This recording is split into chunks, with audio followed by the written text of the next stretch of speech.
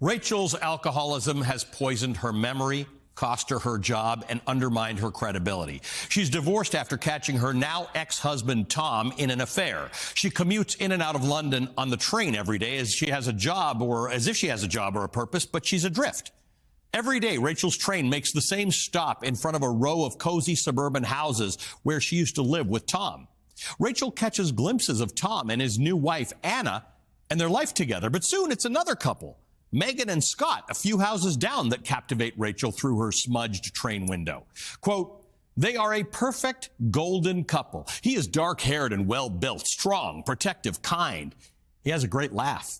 She's one of those tiny bird women, a beauty, pale-skinned with blonde hair cropped short. They're a match. They're a set. They're happy. I can tell. They're what I used to be. They're Tom and me 5 years ago. They are what I lost. They're everything I want to be," end quote. One day, Megan disappears. Rachel has been watching Megan and knows a secret that could potentially lead to her discovery, so she feels obligated to contact the police. Soon, Rachel is entangled in a web of deceit, murder, and unlikely sisterhood that forces her to reckon with her own reality and rediscover her own strength. That is the plot of today's Velshi Band Book Club, the global phenomenon with some 23 million copies sold. The Girl on the Train by Paula Hawkins.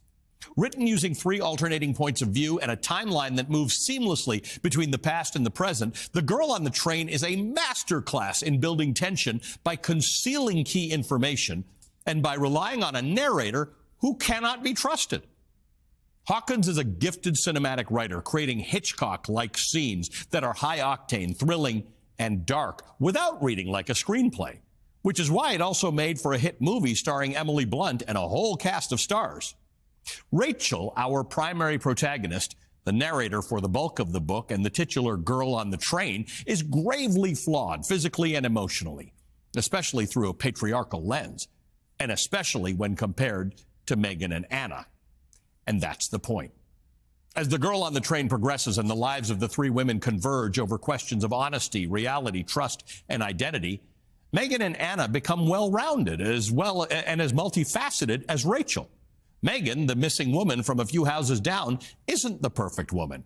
She is also flawed and restless. Quote, "I can't do this. I can't just be a wife. I don't understand how anybody does it. There is literally nothing to do but wait. Wait for a man to come home and love you. Either that or look around for something to distract you," end quote. Anna, Rachel's ex-husband's new wife, isn't just a cold-hearted second wife. She's anxious in her marriage and has her place as a mother. Quote, "People you have a history with, they won't let you go. And as hard as you might try, you can't disentangle yourself, can't set yourself free. Maybe after a while, you just stop trying," end quote. Hawkins makes clear that all 3 women are morally gray, both heroes and victims in their own right.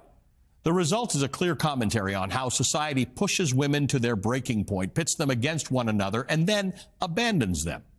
The massive popularity of psychological thrillers and crime novels around the world is nothing new, but the massive popularity of women-centric psychological thrillers and crime novels is.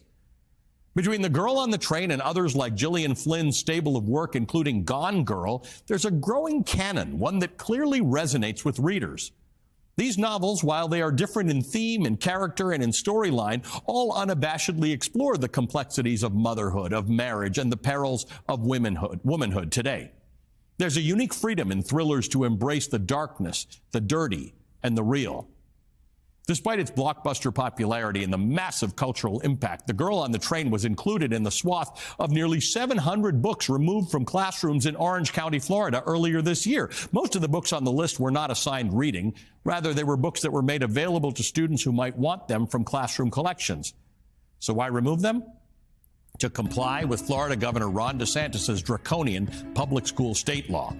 Right after the break, I'm thrilled to be joined by Paula Hawkins, the best-selling author of numerous books, including today's Velshi Band Book Club feature, The Girl on the Train. Speaking of the Velshi Band Book Club is officially underway. I'm joined now by Paula Hawkins, author of numerous novels, including today's Velshi Band Book Club feature, the global bestseller and phenomenon, The Girl on the Train. Her newest novel is The Blue Hour.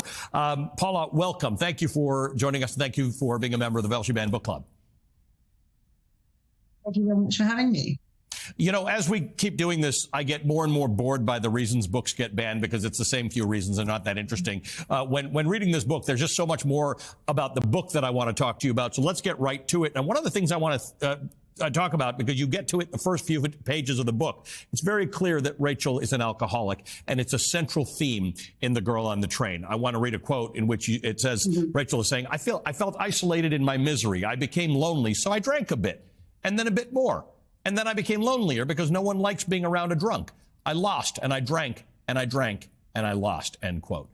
Later, you write, drunk Rachel sees no consequences. She's either excessively expansive and optimistic or wrapped up in hate. She has no past, no future. She exists purely in the moment, end quote. Talk to me about this, about addiction and alcoholism as a really central backdrop for this thriller. I was specifically interested in that thing where someone drinks to the point that they can't remember what they did the night before, and the fact that divorces the person from a proportionate sense of guilt and responsibility for what they've done. So that was kind of the thing that I found really intriguing. And so I wanted to dig into that a bit.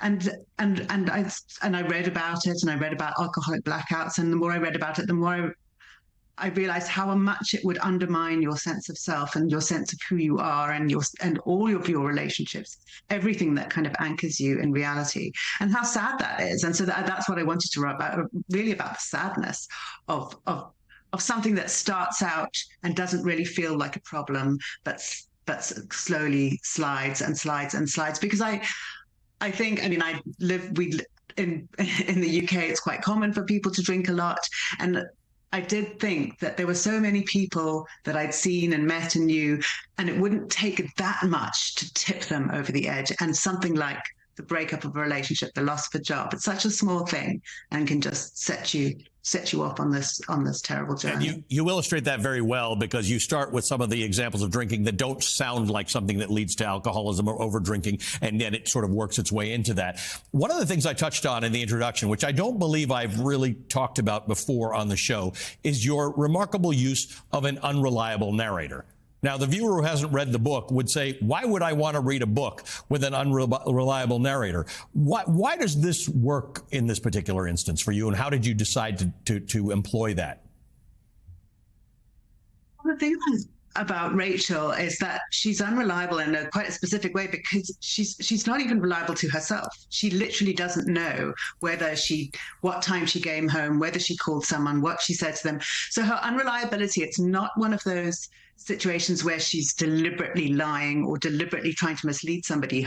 She is unreliable to herself. And it's a very extreme situation, that kind of memory loss. But to some degree, we all suffer from it in a tiny bit, not from alcoholism necessarily, or hopefully not. But we don't remember things accurately. We don't remember things exactly the way they happened. We obfuscate a bit. We forget things a bit. And the more we tell stories, the more we slightly shave the edges off a bit. But Rachel is obviously a very extreme example of that kind of situation. The concept of people watching, again, is central to this story. It's almost voyeuristic in some ways. It's heavily explored throughout the book. Rachel says at one point, quote, there are familiar faces on these trains, people I see every week going to and fro. I recognize them, and they probably recognize me. I don't know whether they see me, though, for what I really am, end quote. And this is really interesting, because we've all taken public transportation. We've all thought about that, right? Are they looking at me? Are they thinking about me? Are they judging me? Are they as curious about me as I may be about them? Tell me about this. Help me explore this, because the commute and the commute in public and the interaction with other people is central to this story. I actually genuinely think it's one of the reasons that this book resonated so much with so many people. It's because we've all done that. We all used to do those commutes. I think maybe nowadays people are always looking at their phones. It's slightly different. But in those days, you were watching all the people around you on the train, and you did sometimes see the same people every day. And you did kind of have this weird, odd sort of sense that you knew them, even though you didn't know them at all. I think everyone has that voyeuristic impulse. We're all slightly tempted to look behind the curtain. We're all, in our heads imagining, telling little stories about, who that person might be, that person might be who that person might be. And I genuinely think that was one of the things that people really enjoyed about the story, that feeling like, yeah, I've done that. I've been in that situation. You feel like you know these people, but really you have no idea who they are. There's also a theme that runs through the book of an exploration of modern womanhood. Let me quote from the book. It says, "Let's be honest, women are still only really valued for two things: their looks and their role as mothers," end quote. Tell me what you were getting at here. Yeah, I think that's. I mean, hopefully, this book was published 10 years ago, written a bit longer than that.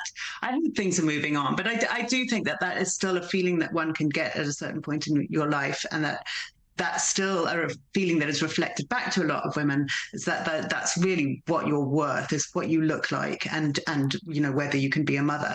And Rachel feels herself to be unattractive now, and she has failed to have a child. She can't have a baby, and so she feels completely worthless.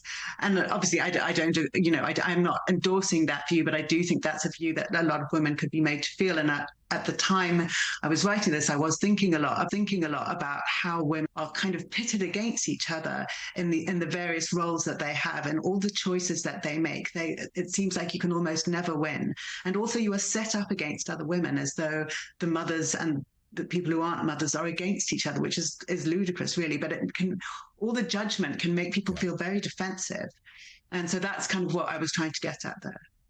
Paula, thank you for this. It was fun to catch up on the book. Thank you for to our newest member of the Velshi Band Book Club, Paula Hawkins, author of numerous books, including the best-selling The Girl on the Train and her latest, The Blue Hour.